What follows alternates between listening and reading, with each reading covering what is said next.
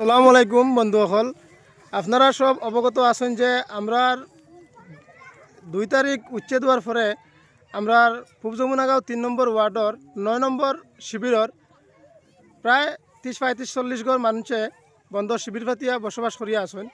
গতিকে আমি এরা মানুষের কাছ থেকে জানতে চাইমু যে এরা মানুষের বর্তমান সমস্যা কিতা, কোন বস্তুর প্রয়োজন, কোন বস্তুর শর্ট আছে, যে বস্তু শর্ট আছে ও বস্তু লিয়া এরা মানুষের কাছ থেকে কিছু বস্তু জানতে চাইমু। গতিকে আপনারা এই ভিডিওটা বেশ বেশ করে শেয়ার করিয়া বেলেগ আরও মানুষের দেখার সুযোগ করে দিবা।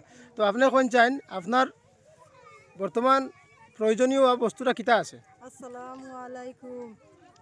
আমরা তেরফালও পাইছি, কমলও পাইছি, তার সহযোগিতা আল্লাহ করছেন। এখন আমরা খালি বাতর কষ্ট, আমরা সরু কুটি কুটি দুধর বাচ্চা আইন বাতে কান্দিত আমরা বড় মানুষ থাকতে পারবো বা আইন সরুতা তো থাকতে পারতা না। যত দেশে বিদেশে আমরা হুজাই ডবখা লীলবাগান যত বাঘ বাই আইন আসেন আমরা সরুতারে তুলা তুলা শুয়াই করো। এটা বহুত কষ্ট করডা পেটর বুকে।